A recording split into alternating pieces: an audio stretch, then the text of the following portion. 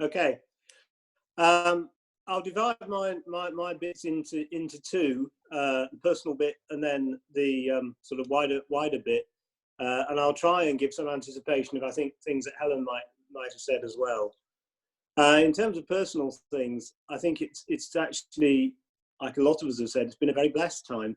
We've had a lot more time together, which has just been great. This is the first time for 20 years I've not been out for 3 nights a week. It's you know, just lovely. We're very lucky. Working from home is easy. We don't have small children. It's just the two of us. So you know, home as a sanctuary has been a really lovely thing.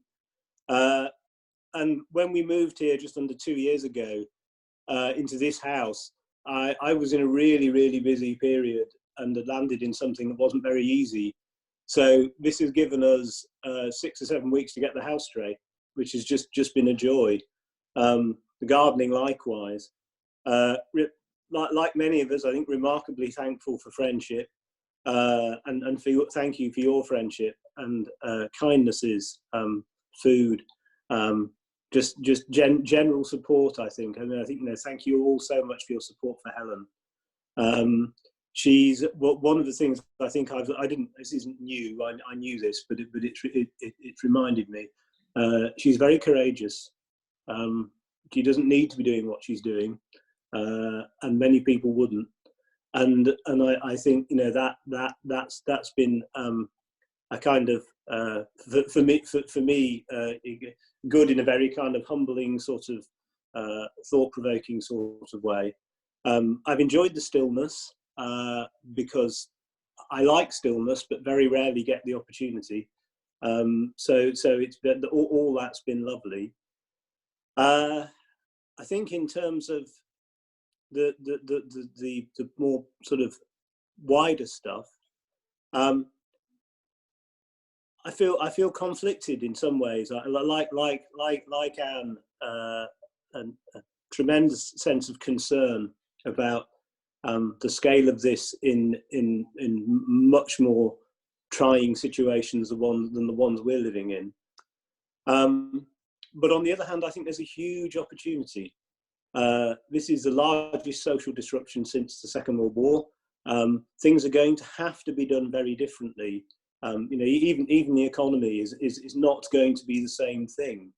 So we're going to be forced to rethink. And I suppose I'm continuously praying that we manage to do the rethink on the basis of realizing what's actually happened. CO2 emissions have dropped by 8%. That's the largest drop ever. There's a report today saying that if we continue along the climate imperatives we currently have, then the actual temperature rise will be 7 degrees in 50 years, and that will be the death of 1 billion people. So we've found ourselves in a climate situation that was the thing we said we wanted to get to. The only problem is we haven't planned it.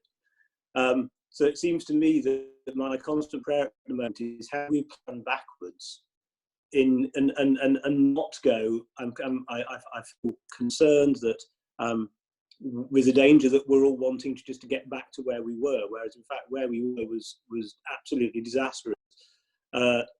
Not necessarily for us, but for an awful lot of people on the planet. And I likewise have felt great joy at the creativity of people, of time, of being able to use what's already here. I spent a lot of time reading books that are already in the house. We've made a rule in terms of all our kind of gardening stuff that we only use stuff that we've already got. It's remarkable what you already have but haven't really thought about, and that's kind of run through everything really. And I think it connects both the personal side and the kind of the more public things. I think we have to be more resourceful and creative, and I think we're all hopefully reminding ourselves that we need each other. I think that's a really positive thing.